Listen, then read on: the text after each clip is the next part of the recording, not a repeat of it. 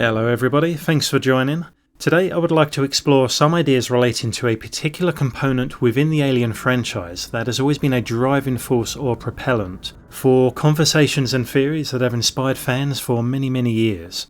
I'm referring to the ever-elusive properties of the life cycle conundrum that has more often than not placed a divisive wedge between two belief systems. This topic for some people is extremely divisive if you are a firm believer in what James Cameron brought to the table in Aliens. The Queen was a simple but effective tool in not only explaining the creation of Xenomorphs but also as a way of ramping up tension and scares in a film that had significantly more kinetic energy than its predecessor. However, many of us similarly have a great appreciation for the sinister and barely explored reproduction techniques that stem from the creative minds of Dan O'Bannon and H.R. Giger. These models follow a more grotesque depiction of how the Xenomorph can self-replicate using identical methods of interspecies defiling, but replacing the egg-laying queen with the intricacies of cocoon metamorphosis for the expansion of its species. This wonderfully cheery and family-orientated subject that I'm sure has been a hot topic for discussion over many a dinner table has once again resurfaced in my mind, as well as a few other questions I have eaten away at me for this alien renaissance we are about to embark on, courtesy of Disney. The reason is we had another live Q&A with the director Fede Alvarez that recently took place, where a 15-minute presentation of new footage from Romulus was shown to an audience. The description of what was seen at the preview is over at avpgalaxy.net with a link down below for you. The article is heavy in spoilers, and although I won't be covering much of what was said because of that, I do want to warn you now that I will be discussing parts of the spoilers just in case you want to go in fresh and spoiler free come August. But what I'm about to discuss is just more speculation based on one gruesome scene revealed to us in the movie that was partially shown in the trailer and how it could dictate the aliens' behaviours, life cycle and origins as we move forward into Romulus, into the Alien TV series, and then the high likelihood of additional future films. This article describes in detail different scenes, but the one that interests me has to do with this from the trailer. I previously uploaded a theory video in an effort to explain the nature of this shot, but now we finally have an answer, and it's a very grounded and welcome one at that. Remember, this is spoiler territory now, folks. This quick sequence is something that on some level maybe we were never meant to see, and certainly have never witnessed on the screen before. In essence, this is the second life cycle stage of the Xeno, a chestburster having formed a cocoon for the crucial purpose of transforming into something closely resembling an adolescent, with all the physical features it would need to survive in most environments, as it then matures into an adult. I'll read to you a section in the description by someone in attendance and then we'll talk. It reads, Kay, played by Isabella Merced, is moving down a corridor seemingly still on the Corbellum, which is a small vessel they use to escape their home planet, where she encounters a strange alien growth attached to the wall. This is the cinematic debut of what a chestburster does once it has escaped and starts to mature into an adult form of the Xenomorph. It cocoons itself. We've seen concepts like this before in the expanded universe. Alien vs Predator Extinction immediately jumps to mind, but to finally see it on the big screen was fantastic. Another character who I believe was Spike Fern's Bjorn soon meets up with Kay and, recognising its alien nature, takes an electric prod and jams it deep into the cocoon and triggers the electrical pulses. We hear thrashing and screeching as the vulnerable alien within is attacked. It is this assault that results in the alien's scarred features that we've seen in various publicity imagery. Believing he has killed the gestating alien, Bjorn withdrew the electric prod and backed away, only to receive a lightning-fast barbed alien tail through the bottom of the chin. The alien slowly exits the cocoon, unfurling its newly grown limbs, the alien's elongated skull pushing the membrane of the cocoon aside as it emerges, like some grotesque birth. Well, firstly, this puts to bed any notion that the scarred Xeno is the notorious Big Chap from the original film. I did have some fun with those theories, but ultimately this confirmation conveys a much more sensible reality, and may please those of you who had a hard time believing the creature could somehow survive the Narcissus thruster burn, as well as the harsh vacuum of space, only to terrorise another crew on board a different spaceship. That being said, the evidence to suggest Big Chap was recovered and harvested for research is very much alive based on images online and leaked comments from early reviews relating to it. Although the growth rate of the Xenomorph has always been a prominent factor when appreciating the value in the mystery behind this lifeform, a big part of me is happy that we are finally going to see somebody's interpretation of this developing stage in the creature's short lifespan.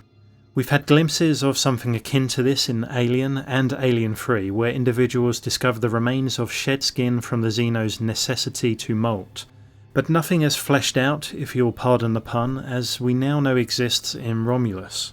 I even admire that in its most vulnerable state during this metamorphosis, it still possesses a deadly method to protect itself via its powerful and lethal tail.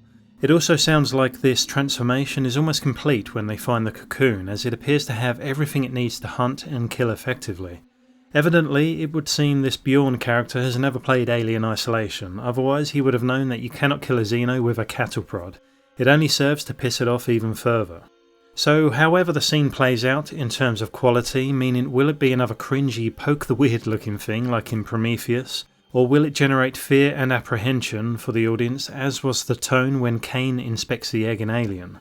One thing that sparks a debate in my head is if we think about the path Romulus seems to be taking when considering the alien's ability to create cocoons and what else this could mean.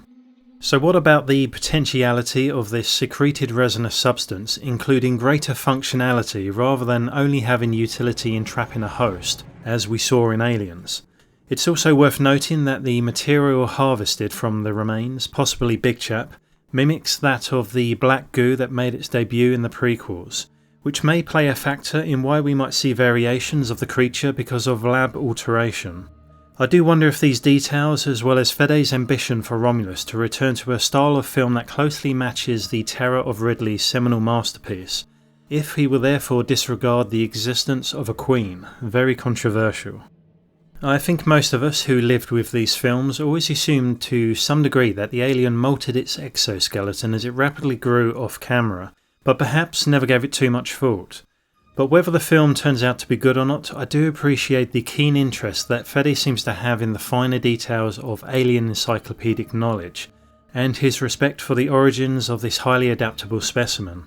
It's also important to consider that the lore elements relating to biology in Romulus may be part of a bigger plan by the studio for an alien resurgence, so to speak, with Romulus being the first instalment of many more to come. If Romulus does explore once and for all what this perfect specimen is fully capable of, then it may heavily dictate the lore moving forward into the Alien TV series and beyond. More to the point, how do these creatures reproduce in different environments? Are cocoons and egg morphing part of their natural function, and was the birth of a queen simply a result of the species adapting to that particular environment and its food source on LV-426?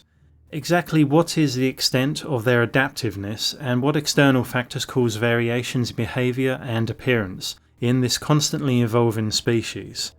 As Fox Disney journey into these questions, hopefully beginning with Romulus, will we learn where they come from instead of a mere tease of that prospect, like we were given in the prequels?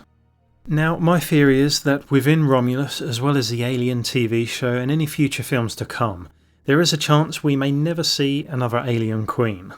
Fox Disney would first have to respect continuity from Alien and Aliens, but also they must tie their new additions together in a cohesive manner, so it can stand on its own 2 feet without contradicting one another. I also think it is a fair prediction that the Disney machine, for better or worse, will continue to churn out more content from this IP, much like they have done with Star Wars. Make of that what you will, of course. However, what I suspect could be problematic is if they acknowledge both the existence of a queen, as well as the fascinating and terrifying ability of the Xeno and its secreted substances to form multi-use cocoons that result in rapid xenogrowth as well as egg morphing. For me, it's one or the other, otherwise it doesn't make much sense unless this species truly is the most adaptable perfect specimen in the universe. So far it does appear that Fede's interests lean towards the idea that came first, which may propagate the horrors of cocooned hosts and egg morphing. We know that Romulus has explored and shown the alien growth spurt via the formation of a cocoon, so what else is the film willing to delve into that would interest long-standing fans? What do the salvagers discover in the depths of Renaissance Station that could excite admirers of H.R. Giger's work? and these early concepts that inspired Alien, in particular the director's cut of Alien, that might have been too horrifying for its audience at the time perhaps. Maybe they find the entire personnel that once occupied the station mostly transformed into eggs in a state of preservation until disturbed, and many more of the prior crew with those familiar cavities in their chest. Could this also mean the Xenomorphs will be divided into two factions, one that is born in the lab and the other from Egg Metamorphosis? If so, are we to expect a sort of battle royale here with humans trying to navigate a faction war between the species? After all, if the pheromones are mismatched, then perhaps this will cause conflict like we see with some insects. Remember that Fetty's inspiration for writing Romulus began when playing Alien Isolation, as he stated in a Q&A. Anyone who's played it knows that eggs were present, yet a queen was not. Then again, you could argue that the style of game would not have been suited to an encounter with a queen, and perhaps it was on board all along. But with all this theorising and speculation, I sincerely hope that Alien Romulus exceeds my expectations, and can present a clever explanation to some of these questions with a meaningful way forward into new projects. Although the Alien TV show is set long before the events here, there is no reason why they cannot share the same ideologies when exploring the nature of how these things came to be, their means to procreate, and the reasons for the company's obsession to obtain them.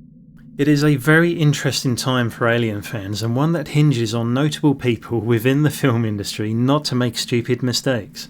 So I'd love to hear from you if you think I've missed any evidence that supports the idea that there could very well be a queen. Otherwise, how do you feel about going back to the horrors of these busy little creatures having the ability to replenish their numbers with the powerful chemical reactions contained in their adhesive secreted resin?